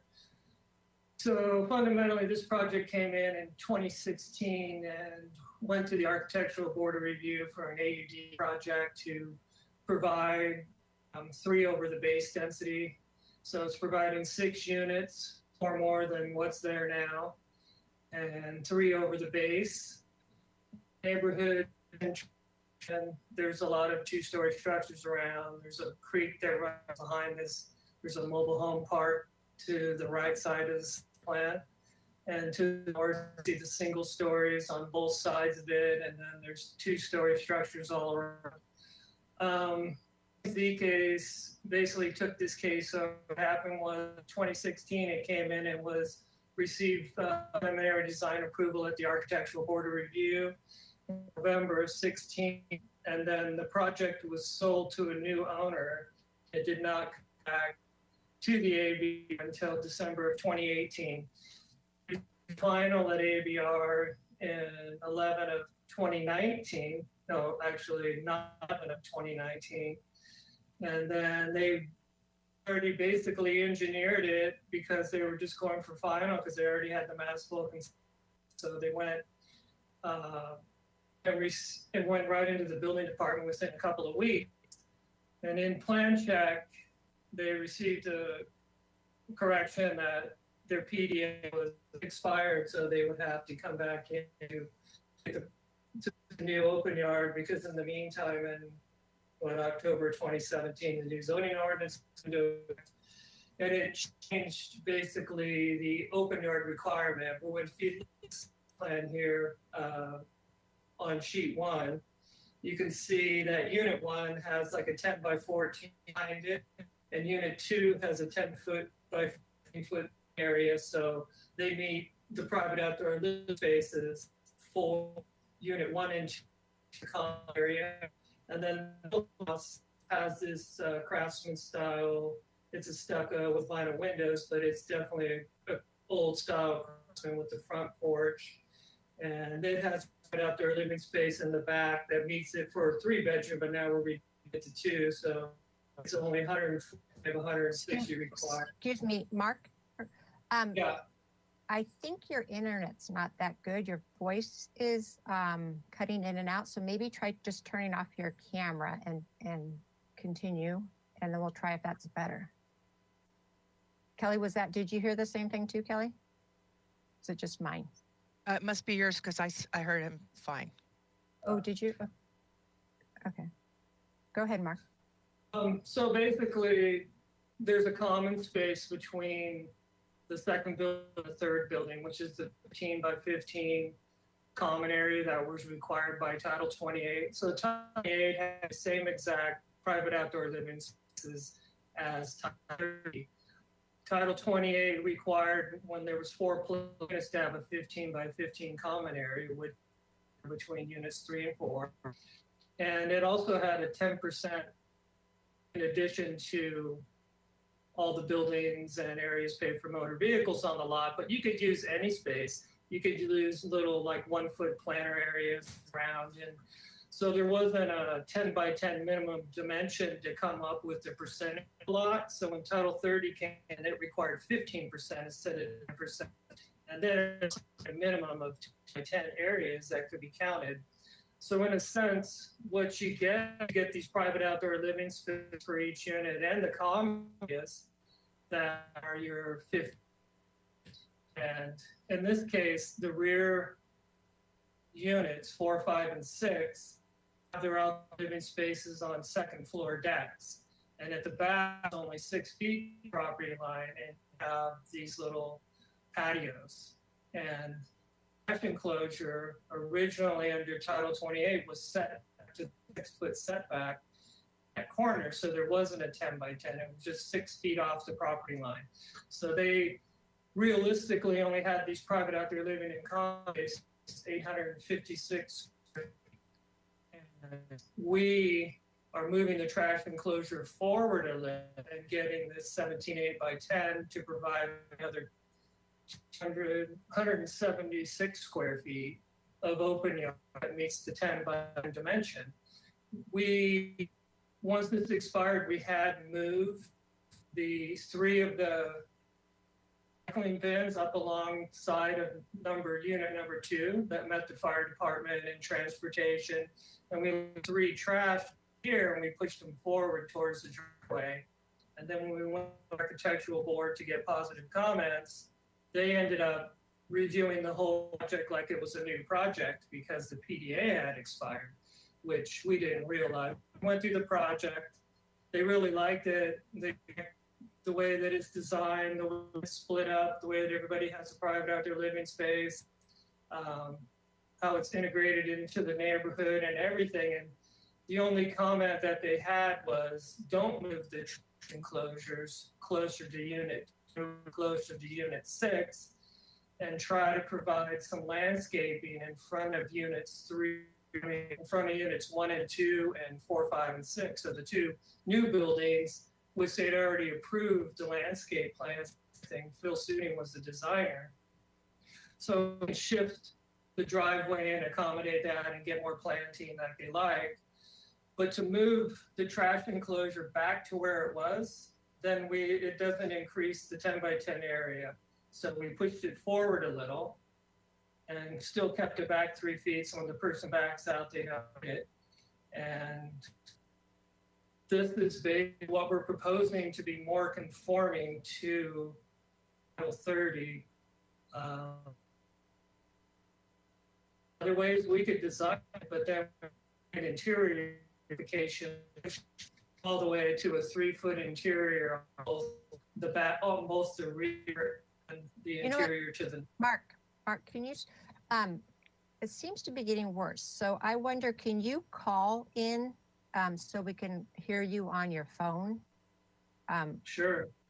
It's cutting it. It was doing okay. And then it's just cutting in. It is cutting in and out now, Ms. Reardon. Okay. What is the phone number? Will, can you send them the phone? Mark, I can send you the phone via chat. I also think I have your email, so whatever is easier. Either. Yeah, it's getting so I can't really understand him, and I want to hear his. Mark, if you can still hear me. I can hear you fine. On the panel on the right side, there's going to be a little drop down, and it's going to say audio. And then you can click on phone call, and the number's actually there.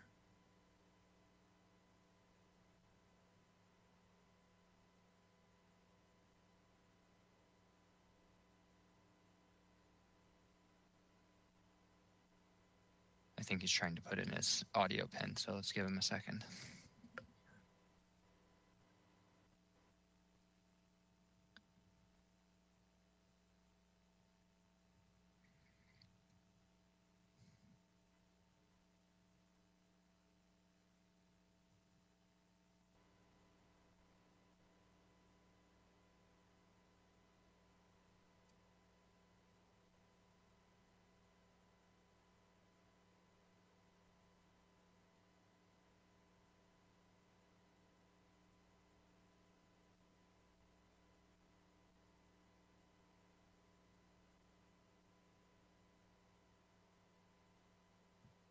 Can you hear me? Yes. Yes. Yeah, much better. Okay. Uh, Okay, so now turn off the mic on your computer so we don't get mute yourself on your computer, and then you can turn back on your webcam because we were getting feedback there. I think Ms. Reardon? yeah, that's off for Yes. the webcam. I think he's good. I think he can just turn on his webcam Okay. and be on his phone. Okay. So Okay, great. All right. Okay. So where did we miss most of the information? I mean, basically, I could summarize it real quick. So this project was approved at PDA at ABR in 11 of 2016. It was sold to a new owner, and it came back to ABR in December of 18. It was approved on 9/11 of 19 for final. It went straight into the building department because they had engineered it, and then in plan check, they received a correction that their PDA expired, and that since the new zoning ordinance went into effect in October 17, that they weren't in compliance with the open yard. So we came up with a more conforming option to make it more conforming to Title 30 by moving the trash enclosures, 3 of them, the recycling next to Unit 2, and then putting 3 of them closer to the driveway, which opened up a big area back behind there. And then we took it to the architectural board a couple weeks ago, and they loved the project, but they reviewed it like it was a brand new project because preliminary, I guess, expired. So they went through the whole project. They liked, you know, how it's divided up, you know, the style of it, how it all matches the neighborhood. Two of the board members didn't want the trash enclosures near Unit 2 or closer to Unit 6. So instead of putting it back at the back of the lot where it was originally approved at the 6-foot interior line to the north and to the rear, we pushed it forward to get the 10-foot dimension behind it in order to provide 178 square feet of common space there with that dark area at the very top right, in order to make a conforming area. Because under, I don't know if you heard me earlier, but Title 28 basically had the private outdoor living spaces were the same under Title 28 and now under Title 30, but what changed was the 10% open yard. And before, you could just provide that in little planting areas of like 1 or 2 feet along the front strip as you walk to the place, or anywhere not in the setback. And that wasn't paid for motor vehicles as well. So when the Title 30 came out, they had a minimum dimension of 10 by 10, and you had to provide 15% of the lot. So the only places that met the 10 by 10 are the private outdoor living spaces. So behind Unit 1, behind Unit 2, there's a 10 by 14, and then there's a common space right there. It's like 11 by 17 or something. And then at the back of Unit 3, they had their private outdoor living space, which is now a little bigger because we have to take it to a 2-bedroom. So it's providing 160 instead of the required 140. And then below that is the common area. So under Title 28, you had to have a 15 by 15 common area once you had 4+ units. So that was the common area for the lot. And then units 4, 5, and 6, they have their private outdoor living spaces on the second floor decks that are above the driveway there. And the trash enclosure was pushed to the 6-foot interiors there at the upper right, and there was no 10 by 10. So they provided 856 square feet. And so we pushed it forward, and now we're pushing, we've got like a 1,032 square feet. So we're like, what's that? 176 square feet more conforming. Before, when we had moved the trash enclosures, we had like 233 square feet. So we were providing like another 60 in addition to the 176.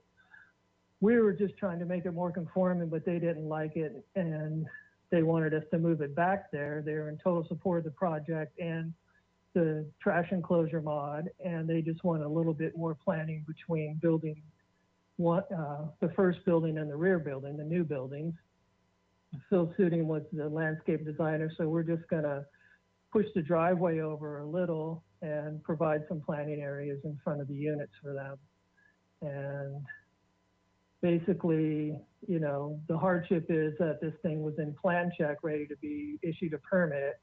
And I guess he didn't request a extension, which they would have granted.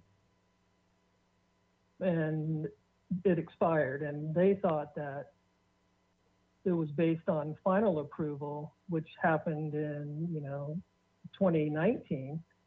Which gave them 3 years, but it was per, the preliminary. So this is where they got caught up in the system. So we just tried to make it more conforming to Title 30, but there's no way we can get to the 15% of the lot. So that's my presentation. If you have any questions, I'll Okay, stay on great. the line. Thanks. Sure. Thanks, Mark. But in the plan check comments, though, they did tell the applicant that it was going to expire in November. On the first plan check notes, it looked like. I have a question regarding the Unit 3 and the people who live there. So when this originally was submitted in 2016 for the tenant displacement ordinance, did the people in Unit 3, the middle one, did they get a notification? Mark? Oh, you mean a TDAO or just the Yes. notice of development? No, Yeah, the that's- TDAO. Well, that unit is to remain. I don't know if they received the TDAO, but the house in the back that's to be demolished are the same tenants that were there, and they received the TDAO. But I can't verify that the existing tenants to remain received one. I Ms. assume that they Reardon? did, and Oh, Ms. yes, go Reardon? ahead, Cal. Yeah. I'm reading through our tenant displacement assistance ordinance, and it says a notice to tenants is required for any application that will result in the following. And it says the demolition of any rental unit on the lot includes demo or reconstruction, the alteration of any structure on the lot that reduces the number of rental units on the lot, the conversion of a single unit to a condominium, and a change of use of real property from a residential use to a non-residential use. So per the tenant displacement assistance ordinance, the existing rental unit that was to remain where the tenants weren't being relocated did not require a notice because those tenants weren't being disrupted or relocated. Okay, thanks, Kelly. So Mark, then are those tenants going to be living there during construction when there's construction all around them? according to the owner, Francisco Vasquez, he says that they are. And the existing tenants in the house to be demolished are the same ones that were noticed, but the house is to remain. He said they're gonna try to keep them in there, of course, and if not, then they would have to be given the assistance, correct? Danny Kato, are you still there? Can you turn on your camera? And Mike, I have a question regarding interpretation.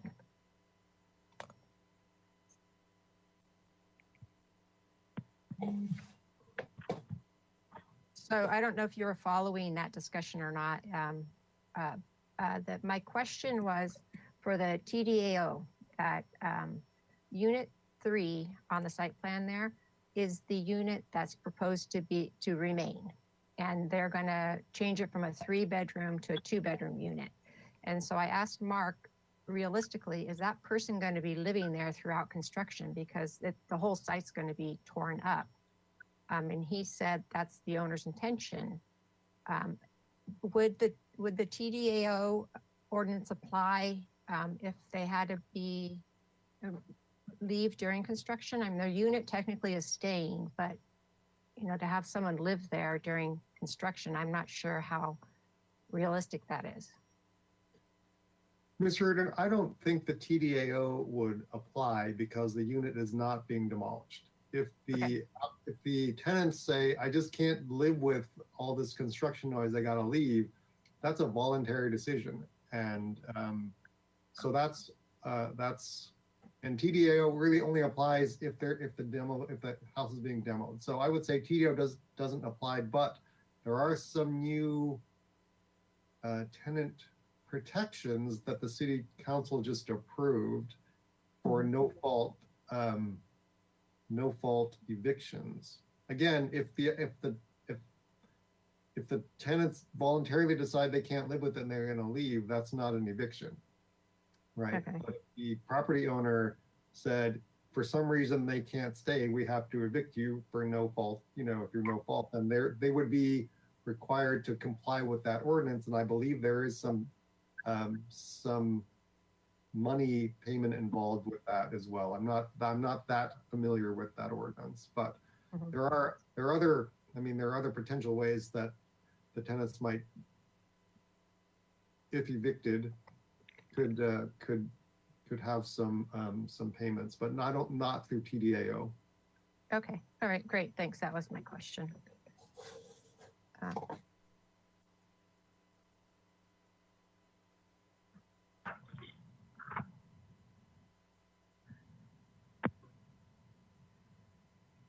I can't hear you now. Well, maybe if I unmute myself, that would make it easier. Yeah. I forgot.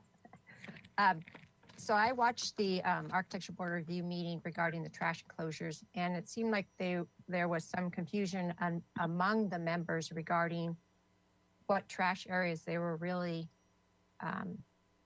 really referring to. And you were there at the hearing.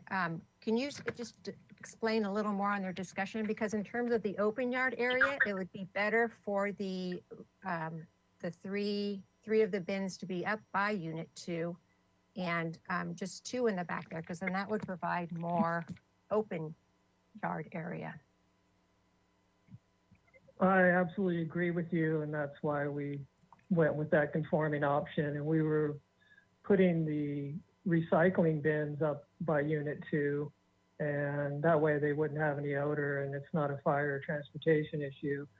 But I think it was Richard Six and someone else who had mentioned that they didn't like the trash closer to unit 2, and so they wanted it moved. So the only place we could move it is back where it was.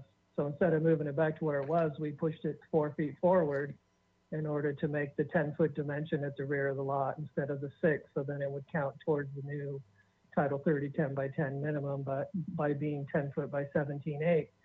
And they just didn't want, for some reason, they didn't want the trash enclosures close to the units. Well, they were also concerned with the trash enclosure itself being so close to unit 6 and the entryway. Correct. They discussed. They discussed that because we were showing 3 of them pushed all the way up to the concrete. If you can imagine 3 of those cans being accessed right from the driveway, kind of where the door is now, and just put a can right in front of the door. That's what we had for the trash, which puts it right there in front of the front entry, which it's always been there. I mean, it was shifted down like 4 feet towards the property line, which put it just off of the doorway, right? So, And how long? I mean, what's the distance from the enclosure to the wall of unit 6? Is that just 3 feet there, or is that 6? 4 feet. Originally, it was shown at 3 feet, but it's a 4-foot walkway, so I don't. That should be 4 feet there. Okay, and so how that common open space area there, how do you envision it really being used? It's tucked in there. That's a good question. I mean, the only other option, well, we didn't realize what was happening. We thought, it'd be super slam dunk just to move them and up towards unit 2. But I think probably the best option in this entire project would be to get an interior yard mod and actually move it to 3 feet to the rear there. And then we provide, I did a little study on that this morning, that we would be providing, I think 133 square feet in front of the enclosure, and we can move the door towards the northern property line on the far side of the driveway. That way you walk around and access it, and then you'd have, at the end of the driveway, you'd have an area that was 10'5" by 12'10", because you can't count the little walkway that goes to the door of unit 6. So you can't count that concrete. So we would have like a 10.5 by 13 area in front of the enclosure, but that'd be a totally different modification. So this is basically where we're stuck. Now, how much area did it add when you had the recycle up by unit 2 and you just had the 3 cans there? How much? We had 235 square feet of open yard back there that qualified. And right now we have 0, because it's at the 6 and 6. So moving the recycling to unit 2 gave us 235 extra. And this option gives us 178 extra, and getting an interior mod gives us like 133, I think it was. So do you have a plan or staff? Is there a plan of what Mark's talking about with the no, 3 trash? I didn't. No? I did not. We did not turn that in because that's a completely different mod. That would be an interior yard mod that we weren't noticed for. No, I'm talking about having the 3 recycle bins up by unit 2 and leaving the 3 here in the back. I do have that. Um, I have that available. And to Mr. Russell, it would be on the original Exhibit A, not the revised Exhibit A.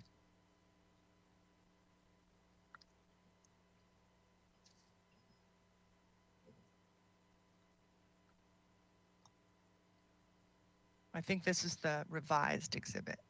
Oh, I'm sorry. Let's see. I think you'd also have to scroll down to page 13 or something like that. So down a little further to get to,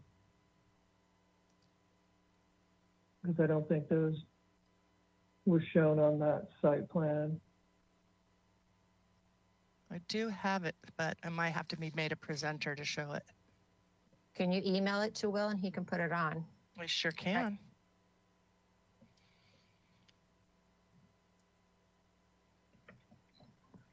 Yeah, it's the one that we took to ABR. Mhm. Oh, so that would be on the website too.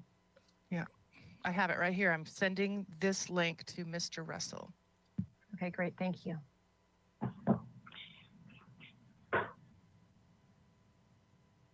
Oops.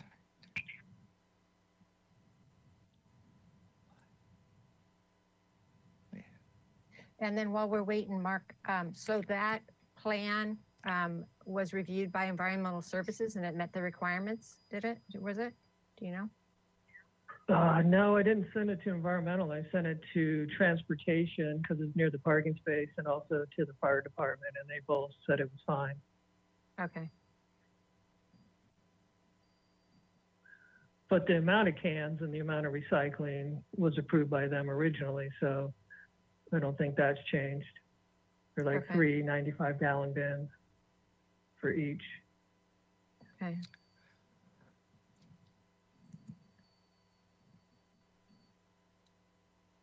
Sorry, it's taking me just a minute here to That's look fine. this-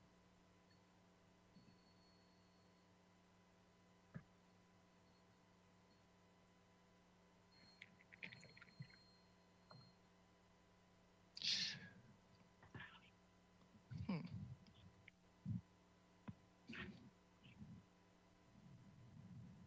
Would it be one of these exhibits that's it in the folder? 00453 is the what it's called, but it's not the site photos. Maybe it's the applicant's exhibit 2020-5-12. No, I don't think that's it. This is the applicant's exhibit. Is there somewhere on the What is- plan that I should look that you would know that it's No, because so it was the, let's see, it's the, do you have Acela on? I can pull up Acela. It's the ABR ARC plan set.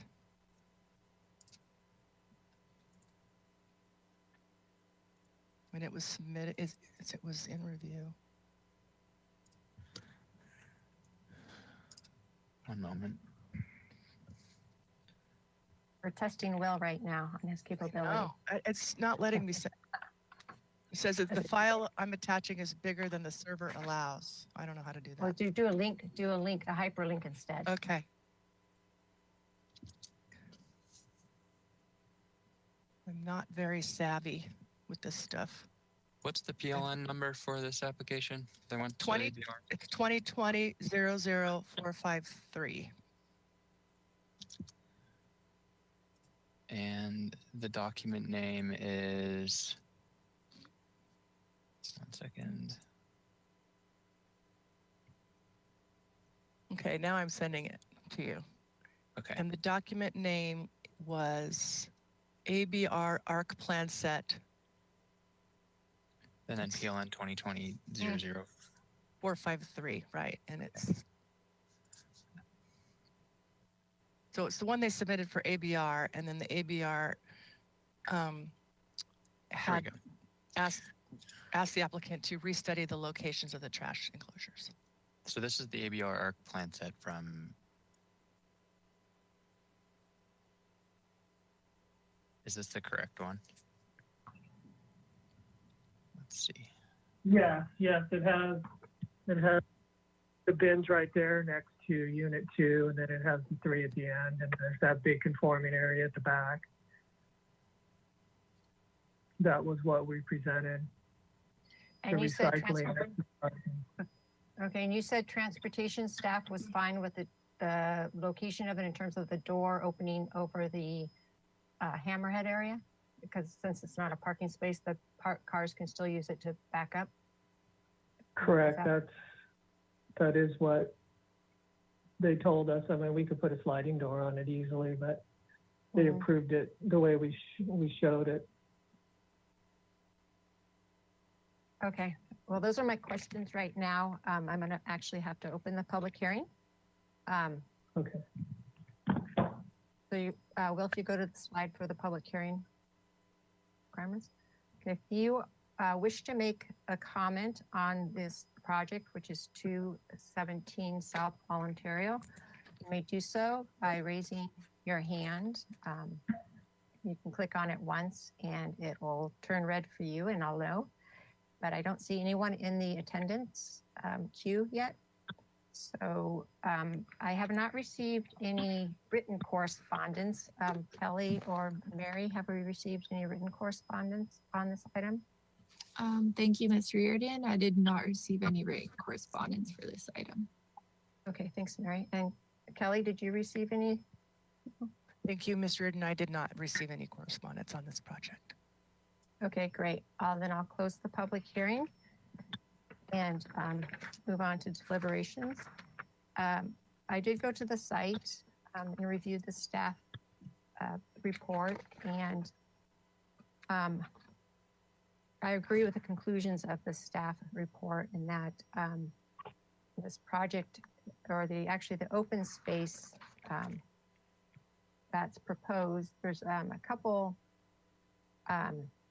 purposes for open space. One is to provide a common area for the residents to use, and the other one is just to promote a sense of openness on the site.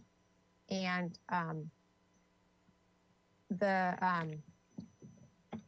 the way it's laid out, and I appreciate the design thought in terms of having 3 separate buildings versus a larger one. I agree with that. I think that's a nicer development.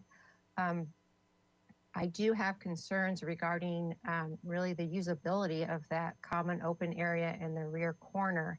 And I actually differ, in my opinion, from the Architectural Board of Review. I don't understand from a design aspect the issue with tucking the recycle bins behind Unit 2 and having them adjacent to that parking space. That works fine.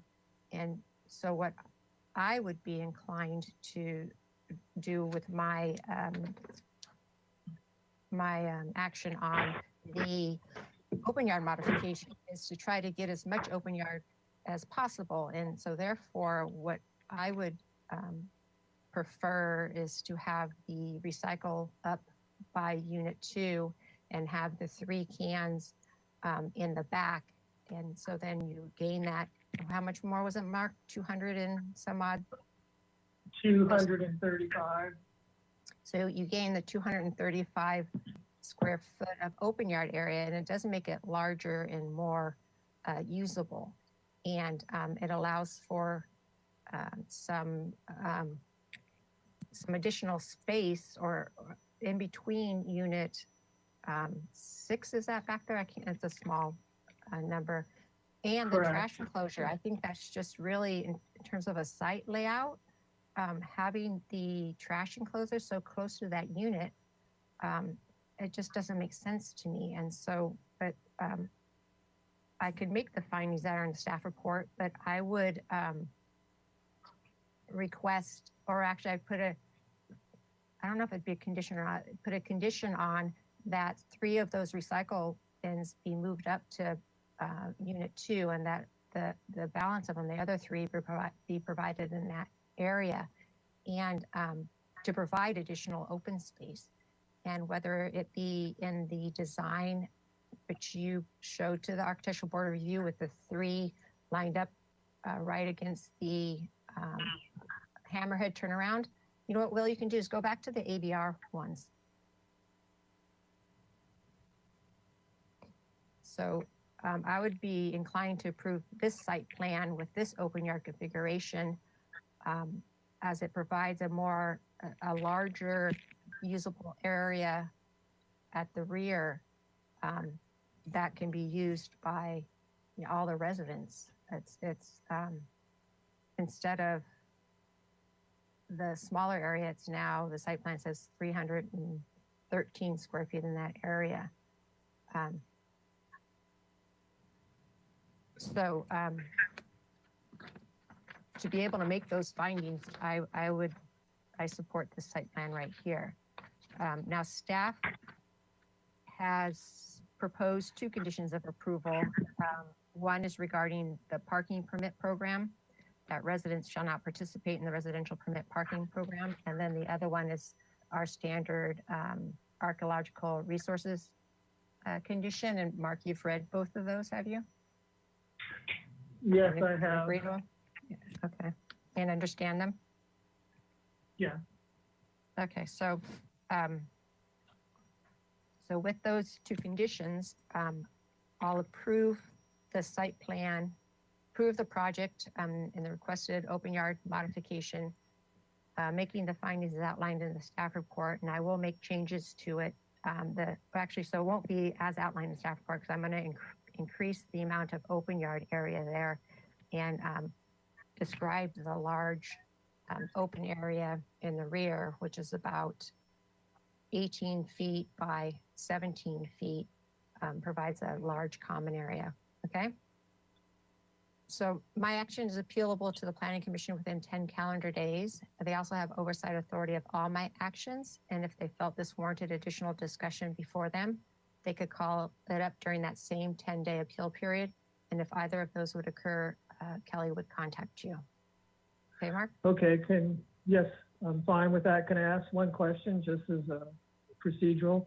Sure. If we go back to the ABR and they approve it like it is, that's fine. But is there like a minor zoning exception or something that would allow the trash enclosure at the end to shift 3 feet towards the northern property line? I don't know if that's allowed or not, because there are some encroachments with minor zoning exceptions. I don't know if they apply to trash enclosures, but Ms. Reardon? that might help get it 3 feet further away from Unit 6, which they would really love. Okay, Kelly, would you? I'm sorry to interrupt. Ms. Reardon and Mr. Mirando, I did look up minor zoning exceptions for trash enclosures, and my understanding of that section of the ordinance is that it's only allowed for new, for existing construction. Trash enclosure exceptions aren't approvable for new projects, only for existing structures. That was my understanding. Okay, thank you. That's correct or not? Okay, we agree, and we'll take it back to ABR. Okay, and Mark, and also in response to your question, if there's minor changes to this trash orientation, you can ask for a substantial conformance determination. If they, I don't like designing things on the fly, and I know that the other design boards don't. But if there's another option that still gets a larger area in this back and it pulls it further away from Unit 6, that probably could be found in substantial conformance. So if I realize there's 2 objectives here. One is to get as large of an open space in that back area as possible, and then 2 is to move the trash away from Unit 6 as much as possible. Correct. So that may, be, that is an option to ask for the substantial conformance determination. Okay, thank you. Okay. All right, and I adjourn. So with that, any more questions, Mark? So I'll adjourn the meeting then if not. No, I'm fine, thank you. Okay, so I'll adjourn the meeting. Thank you all. Okay.